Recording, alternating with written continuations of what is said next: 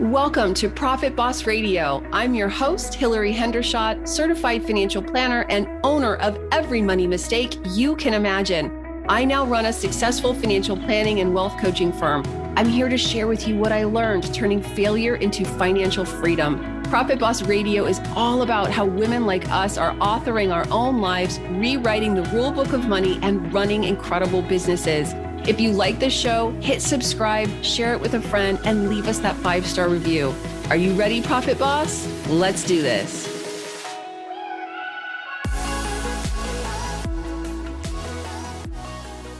Hey, Profit Boss, Hillary here. I know at this point, we are usually jumping right into a great interview or learning what's happening in the world of finances and investing, and that is coming. But as soon as I heard this stat, I knew you'd want to hear this. Intuit did a recent survey that found 40% of business owners in the US are financially illiterate. 40%. And as surprising as that may be to you, I actually need to confess I wasn't really shocked by that number. It really is what my team at Hendershot Wealth Management sees when we connect with new clients. So many business owners are just overwhelmed by their numbers. What's your sales revenue? What are your profit margins? What are your expenses and staffing costs? These are the numbers you really need to know to run a profitable business. So what did I do? I poured all my resources into building out our brand new free training called Becoming a Profit Boss, a step-by-step plan to owning your business numbers for higher profitability without sacrificing your purpose, joy, or integrity. In this training, I'm going to show you the exact process we use to help business owners take full control of their business, to help you really know the numbers that matter for your business to be truly profitable. Becoming a profit boss means you can live the life you crave, and it's easier than you may think. Starting next week, registration for this empowering and educational webinar will be open. I'll be giving you all the details to register here. So if you're ready to truly become a profit boss, I hope you'll take me up on this opportunity to change your life and your business for good.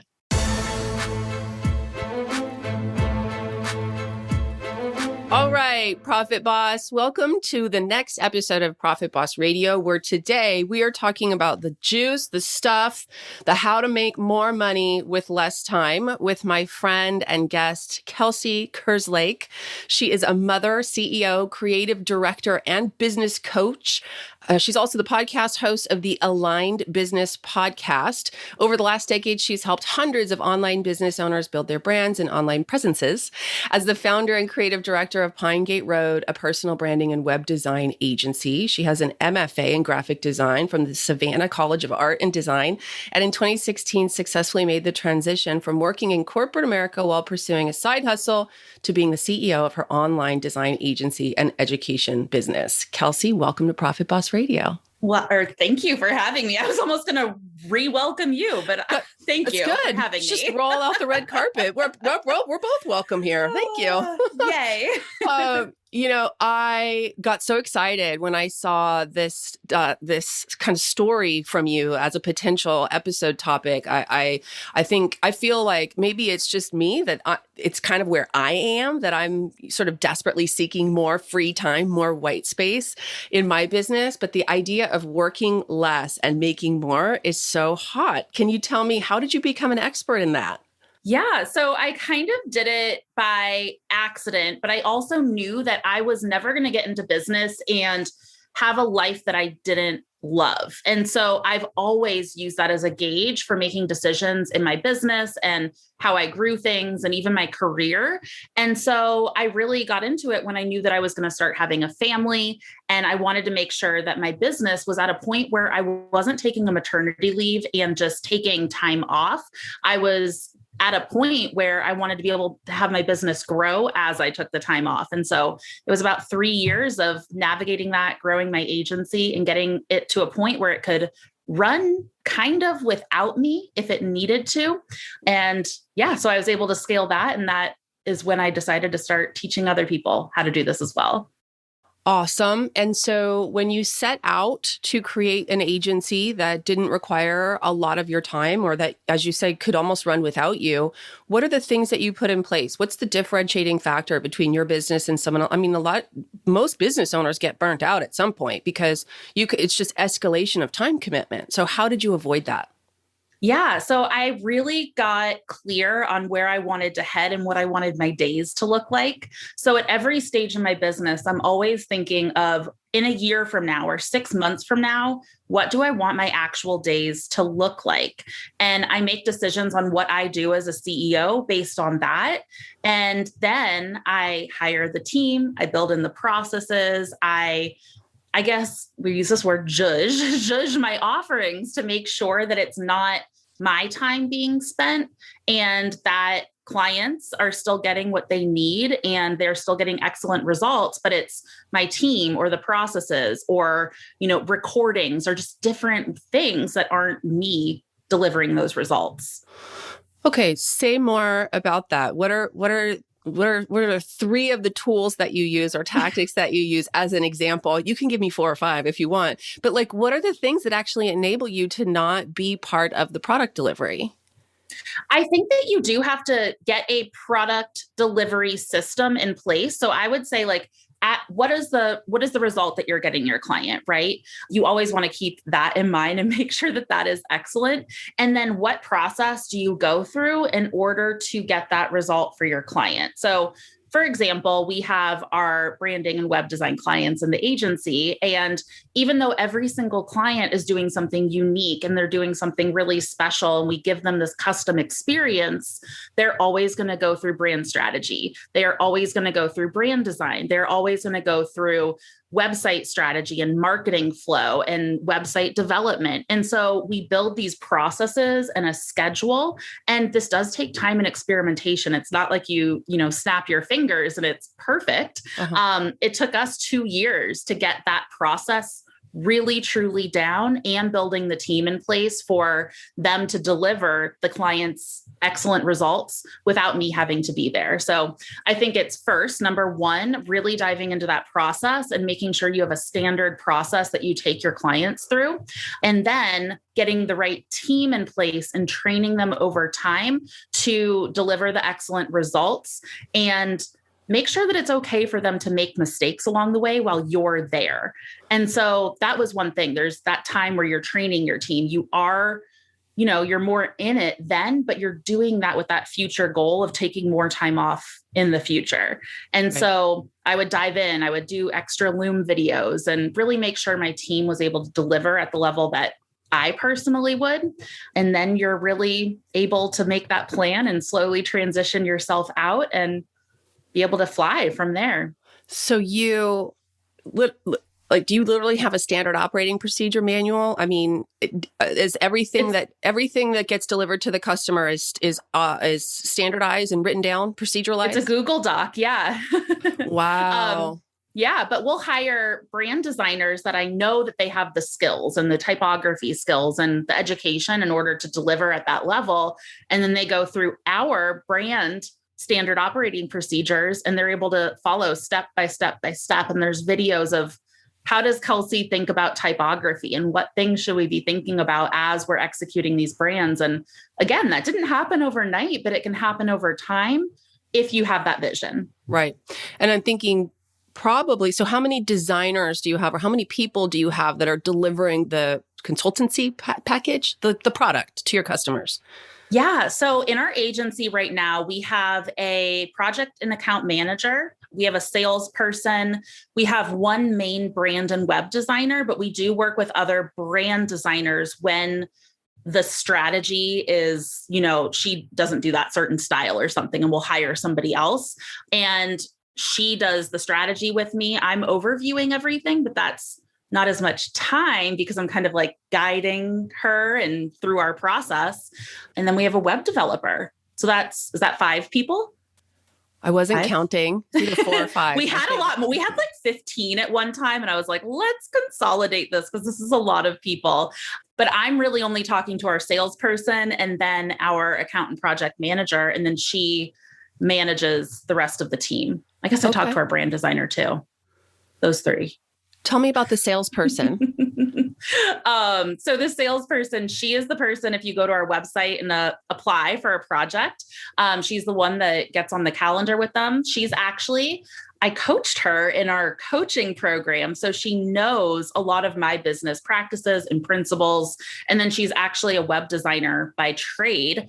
And she was getting a little burnt out by actually doing the web design and loves strategizing with people. And she loves sales. So she actually works with me and one other client, and she does our web and branding sales. And she puts time on her calendar. She knows our processes and, how to support our clients, and people book right through her. Yeah, obviously.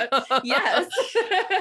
Yeah. And that's really interesting because a lot of times I find myself saying to people, if you don't have a VP of sales, you are the VP of sales. So you're the CEO and the VP of sales. You have to take both hats seriously, because if the VP of sales doesn't do their job, you can't pay the paychecks. And that's end of game, baby. Yep. You have to keep the money flowing in, right? That's what your business eats and breathes. So that's really great to hear that you've replaced yourself on the sales aspect. And I would think that getting a true VP of sales would be prohibitively expensive, but you have a relationship with this person and she has some affinity for you. She loves you in the way that business people do. Yeah. Yes. Yeah, that's really great. That is fantastic. Okay. And so what are the surprising things that you've had to proceduralize yourself out of? Or what did you learn that surprised you? In other words, my fear would be this is no longer my company. I don't actually get to make the decisions. Am I really important? Did you go through any of that? I think so. And yeah, I'm actually still diving into that a little bit, because I did get my agency scaling to a point where I was out of it. I would review work every Thursday. My account manager would send it to me, but maybe that took 15 minutes or 30 minutes once a week. And that's the only thing I was doing. And it just was kind of running. So I got a little, it's hard. I think I'm still navigating the emotions, but I did end up, that's why I started my coaching business. It allowed me that time. And I was like, what am I passionate about? I went back to that drawing board of, what do I want my days to look like in 6 months from now, a year from now? And I realized that I didn't want to be in the brand design, actually illustrating and drawing and doing typography. And I really love the mentorship and being able to support other people in growing and scaling their businesses. So I had been doing a little bit of consulting and mentorship, and I actually just turned it into a higher level program, the Align Business Academy and the Align Business Mastermind. And that's what I really devoted a lot of my time to. Okay. And I'm now at a point where that is running with employees and team and another salesperson on that side. And I'm finding more time coming back to me again. And I'm looking back to the agency and saying, what other ways can we scale? How can we support a different type of client other than just doing these high level custom larger projects? Is there something for that up and coming entrepreneur that can't afford a multi 5-figure package? And I'm going back. I'm like, ooh, this is fun again. Yeah, get the creative juices flowing. Yeah. So what do your days look like? How did you design your calendar? So currently, I did not expect this to be like this right now. I am doing a lot of one-on-one mentorship with my team.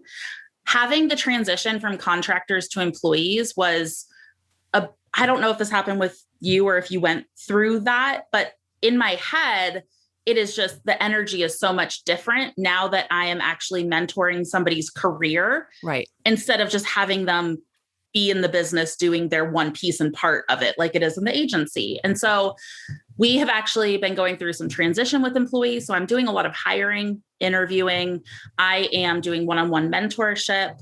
And then I also am the person who is the, quote unquote, public figure. So I'm here doing podcasts and I'm doing guest expert sessions. And I am figuring out ways to market our business and ways to get that to more people. Really, that's what my days look like.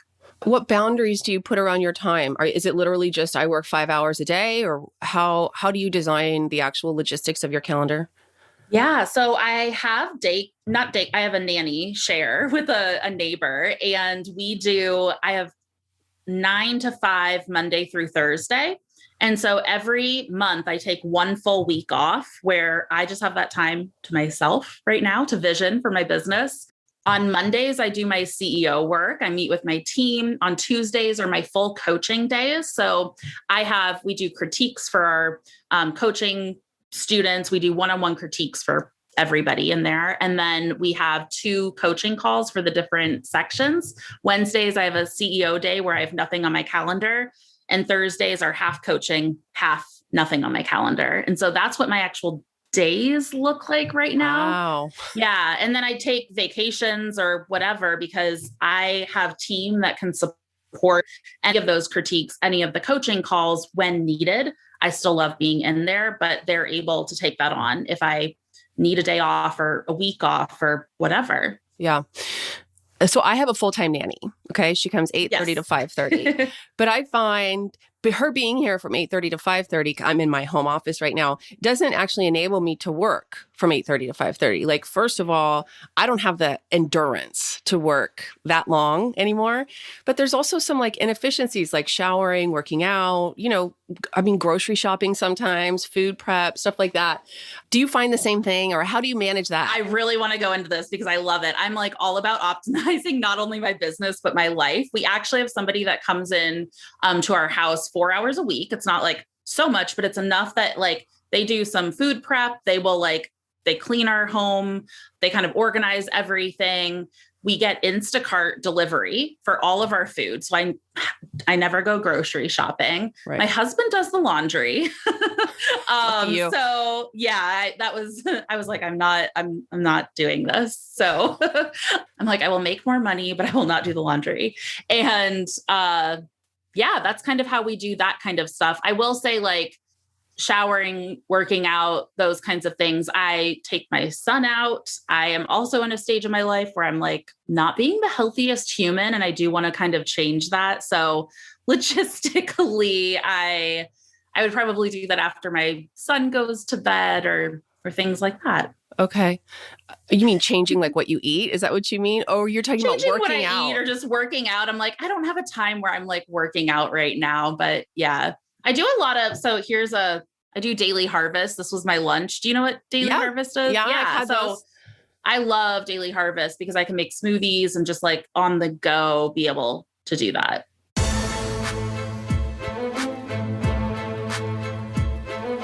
Hillary here with a quick timeout to tell you how we can work together to improve and even make your financial life 100% organized and hassle-free. As a listener, you probably know my story. I made every money mistake in the book until I finally figured out the power of learning how to change my brain, including my beliefs about money. This allowed me to multiply my wealth to over 8 figures. And since then, I've created a done-for-you comprehensive course to teach other business owners exactly how I did it. I've also been a wealth and financial advisor to women and couples for more than 20 years now. If you think we may be a great fit to work together, go to hillaryhendershot.com and just start a conversation. We provide fee-only fiduciary advice to our clients, which means our clients never, ever pay commissions, and we do only what's in your best interest, just like it's supposed to be for all financial advisors. If you want to see how my team and I measure up as financial advisors, check out our Yelp reviews at hillaryhendershot.com/Yelp. All right, let's get back to the show.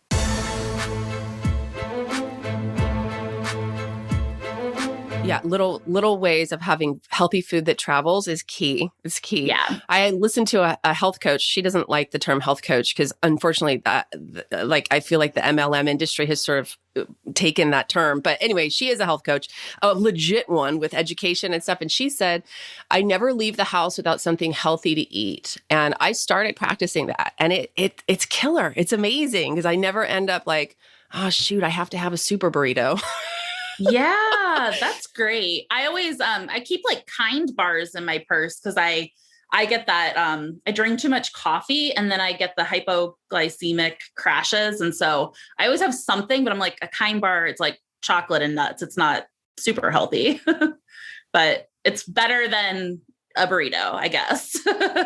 So do you feel like when I think about saying to an employee or my team, I am going to take a week off a month and I'm not going to work more than 5 hours a day, I assume that they would get resentful, that they would want that schedule and they would think, why would I work full capacity for you when you aren't working full capacity for this? Have you run into that? Yes, absolutely. I think it's so natural to feel that way. And so I'm always talking to my team about how important it is for me to be able to take that time off so I can actually grow the business. Because as the CEO, I do need that time off in order to have the white space to propel the business. If I don't have that, the business stays stagnant. And I've seen that too many times. Right. And so they know that having that white space is really important for me. And they also have the option to go be a CEO themselves if they would like. And I know I don't mean to say that in, I guess, a harsh way, but I think they see how difficult it is to also be the CEO and manage and grow a team and do what it takes to scale a business to a certain level. And if they want to go do that and also have that time off, like they can do very much allowed to. And a big purpose and why for me is creating team environments that feel really aligned for people's lives. So we have a lot of flexibility in their schedule, benefits. I mean, they obviously have regular pay. We pay higher-ish salaries than I would say a lot of people do. A lot of paid time off, even for part-time people. We're always talking about, like, I've looked at a lot of business structures and I wanted to create an environment that I would be proud to almost be an employee of if I were an employee. And so me feeling so good about what we're providing for them, that they're getting paid well, they get so much flexibility. I hear time and time again from people who are applying in our businesses, they're like, this seems unreal compared to like other businesses out there. And to be a part of a business that creates this environment would just be a joy. And so I don't see it like, oh, I'm only working 5 hours a week and I'm taking all of this time off. I'm building this business to create wonderful work environments for others. And that's really important to me. So your building an aligned business is very comprehensive. You've done it on both sides. It is. I've always thought of it for myself, for my team. I just got off a one-on-one with my salesperson on the coaching business, and we're talking about her future plans and where she wants to take her life and her career and all of these things. And at every moment, we're making sure that the work that she's doing and growing into in our business is congruent with that future. This may be putting you on the spot. It's not a normal number to know, but do you happen to know what percentage of your revenue is your payroll costs? In other words, how much of what you bring in goes to pay human beings? 25%. Oh, is it 25? Mine's 65. Wow. Yeah. We're a service business. Yeah. Yeah. I have a lot of high, I mean, that includes myself, but it's relatively high payroll costs. So, and then I think, do you ever think, I mean, I have to know that the answer to this is no, or that you've dealt with it, but the traditional business owner mentality would be kind of get them in and work them as hard as you can. I mean, do you think maybe I'm losing money by having my life be like this? Or do you really feel like, no, this is the source of what I'm doing well? It is my unique value proposition. It's the reason I have high profits. I don't ever want to create a business where I'm not really excited about the people I have in there and them feeling excited about it too. And this might be idealistic, but I want to pay more, or I'm not sure. I just want to make sure that they feel really good. And that's really important to me, that everybody feels really good in their life and their business, like our students and clients feel amazing, and that our team does too, because I know that when they're happy, when they're really into the work that they're doing, and they feel ownership and agency over that work, that it's all going to be better. Yeah. Understood. So if you had to articulate the source of, I mean, you're describing something like it's a foregone conclusion, this working less and making more, but it's a big mystery for a lot of people. There are people who can't figure it out. So obviously, the linchpin is standard operating procedures, but how would you describe your willingness to delegate? How would you coach someone who said, I couldn't give that up. I don't know how to delegate that. I need to be that person. Well, you must get this resistance from people you coach. Do you? Oh, yes, all of the time. And so I think it comes down to when you feel that in the moment, then you're choosing something now So say you want to be doing the actual designing. I'm just going to use mine. You're illustrating, you're like hand making all of the typography. Is that what you want your time to be spent on? Or do you want to choose that year from now, that 6 months from now, that 3 years from now version of you who does have the time freedom? And what does that version of your life and days look like? Because if you are choosing to not give up the doing, then you're always going to be doing the doing. So what do you want more, to be doing the doing or to have that freedom? Lovely.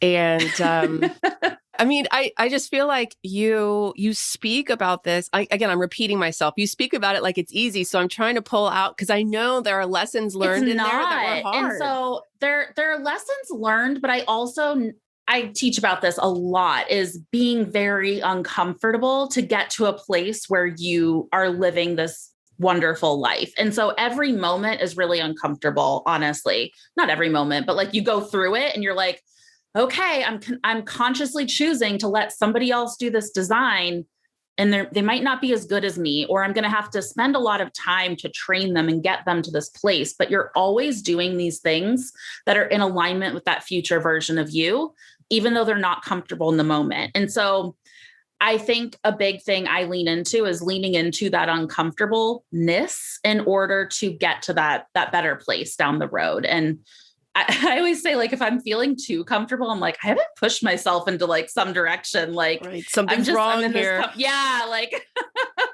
I'm like, I haven't done something that's actually going to move anything forward if I'm feeling too comfortable here. Let's talk about the bane of most business owners' existences, that being email. So what are your policies and procedures around email? How do you make sure that, because my experience is there's a constant stream of email. I can never get through it. I always have to choose to either go do something else or do the email, right? So this is really funny. I've had an autoresponder up since 2017 that says, here are all the places you can get the information that you need, and this email will not be read. And if I ever do get an email, I have my executive assistant who organizes everything, and she forwards me the few emails that I actually do need to respond to. And there's a nice little folder in my Gmail. It says, Kelsey, respond. And I go in there like once a week. Wow. So you have designed your life to not include email. Yeah. Okay. So, but there really are like conversations that happen between me and my team, or, emails from clients. I mean, this has to do with the specific nature of my business, but, Hillary, my car broke down. Should I buy a car or lease a car? Like that came in. I need to be available to answer some questions like that. Again, that's super specific to my business. Mm-hmm. Is there a way to have the emails that you want come through? And I know you talked about the folder. Maybe you've just designed your entire delivery of your service so that it's just email isn't a part of it.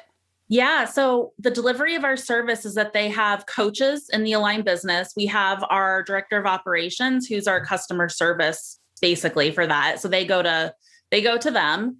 And then in the agency, we have our account and project manager that does all of the client communication. So I'm pulled out of the client communication because I know that if I'm the person doing it, I'm not going to do the best job. I won't. And so I think for the example of like, Hillary, my car broke down, are there ways in which you have somebody on your team that kind of knows all of those general procedures and they can answer? And if they don't know the answer, what we actually have is a Voxer. Like my team can get a hold of me on Voxer, the director of operations. I love talking something out. And so they can say, here's this thing that came through really quick. Like, I'm thinking this decision, is that correct? And I can literally say, yes, no, here's what I would say. Right. And so those things are coming in sometimes, but over time, again, your team starts to know the answers and you start to put those in standard operating procedures. We have huge like FAQ documents, how to answer any question coming in from a student, how to answer any question coming in during the sales process. Like there are just standard ways in which we go about it. And my team is the one that is constantly updating those. So I answer once and then it becomes a part of our process. All right. I feel like we're getting to the meat of it here now. That's the thing is, and those standard operating procedure documents, and we have a number of them, dozens of them, maybe 100 of them. And they're so useful. They're so tedious to create. I'm not creating them. So I'm not saying I'm the one, but they're so valuable. We brought in a new executive assistant and she got me we had a one-on-one. She said, I'm blown away by your standard operating procedure. She said, thank you so much. This is enables me to be great at my job. And it's yeah, we've put a lot of time and effort into those. Yep. Okay. Anything I haven't asked about? I think the real design of this is you got to decide. You have to decide to live a life by design that it is okay for you to design your calendar and have white space and take time off. And then you have to create standard operating procedures and empower people to replace you. Yes. And I think the bigger thing that we didn't hit on really is making sure that the offerings that you have in your business are profitable and include team, like all the operating expenses for your business, that deliver a valuable result for your clients at that price or at that investment. And so there is some offer design and program design and things like that come into play. You need to make sure that you are profitable and that you're charging a proper amount to have that profitability in your business. And so I think that is a big thing usually when I'm working with entrepreneurs that are building towards their first 6 figures, let's say, and they are charging $100 for a logo or even $1,000 for a logo. It's at some point, if you want to get to that level and also have the time off that you desire, you do have to charge at a certain level, or you have to produce at a bigger level with more team, which takes a lot more managing. So it's just making sure the design of your actual offers are profitable for what you want to do. Perfect. And is there an easy way to communicate? I work with my clients, and I try to get them to reverse engineer the compensation that they want. Is there an easy way to tell people how to price? For example, if you want to make $250,000 a year, is it clear what your hourly rate should be? If you have an hourly rate, if you're offering consulting, is there an easy way to do that in your experience? You could do it. So this is something we call our retreat days, and we actually create somebody's schedule first and figure out how many hours of sleep do you want? How much self-care time do you want? What do you have to do? Like you were saying, getting ready for the day. Do you have to carpool? I don't know. So how many days how many hours do you actually have in your schedule to work? We take the amount of time that are actual billable hours, which is less than even that. And then we make the sales goals that you have half of the billable hours that you even have available. And so you can see really quickly when you start to add up the actual time that you have in your business and in your life to live the life that you want to live, what you need to charge and what sales you need to hit in order to reach those compensation goals. Right. Yeah. Reverse a lot engineer. of the times it's not an hourly rate. I could get paid $1,000 an hour and still not make the rate I want to make. And so it's usually ends up being higher level packages, like consulting packages instead of just hourly rates. Right. Or also, sometimes I notice, I look at an appointment that I don't want on my calendar, and I think to myself, how much would they have to pay me to make it worth it for me? And if it gets over $2,000 or $3,000, I'm thinking I should probably take that off my calendar. Yeah. What happened here? Yeah. Okay, great. So talk to us a little bit about your coaching program. Yeah. So we have the Align Business Academy, which supports people in creating their first 6 figures. So it really helps people be able to make the income that they want as they're scaling there and learn how to delegate and how to start doing marketing and sales and actually sell at that higher level. And then we have the Align Business Mastermind, which is really about scaling to your first 7 figures and making sure that you have the employees and team and business organization, and you're leaning into management and really designing that business to scale to 7 figures without you. And the whole purpose of it is really just to do it in a way that super supports the life you want to live. And that is different for everybody. Right. Okay. And the course is delivered virtually so people can take it from anywhere? Yeah, we have people all over the world, Thailand, Australia, the UK, and they're all over. And we have lots of different types of support in there to accommodate time zones, learning styles, and everybody also gets a one-on-one coach. So you get both that community, but also a one-on-one coach who creates action plans with you and really individualizes the program for you. That's great. How long does it take? It is a year, each of them. Oh, nice. Yeah. All right. So truly comprehensive. Great. Well, you've inspired me. I'm going to go mark off a week. I'm not going to show up for work.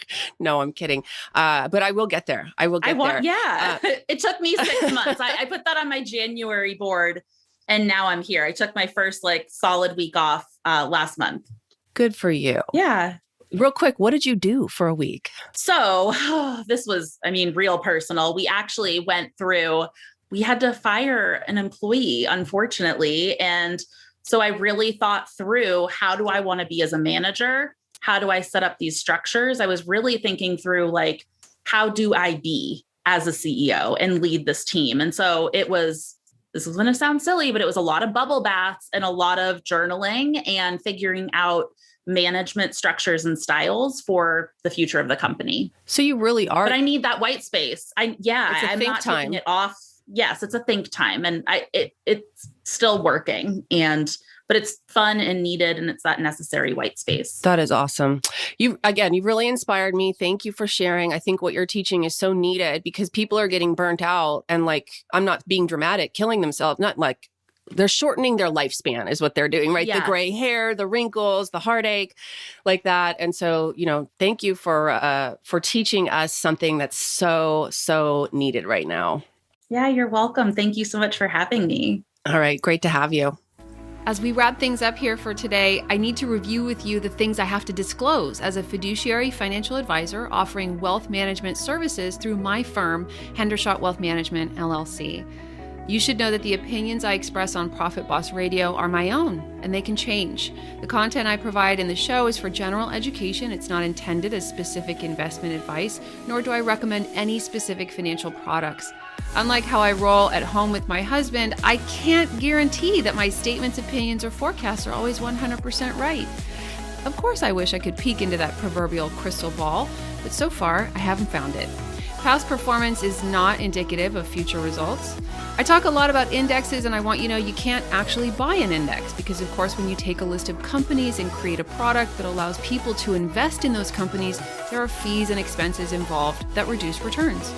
Remember, all investing involves risk, which, as you know, means you could lose your money. And I have to tell you that there is no guarantee that any investment plan or strategy will be successful. And that should keep my lawyers happy. Have a great day.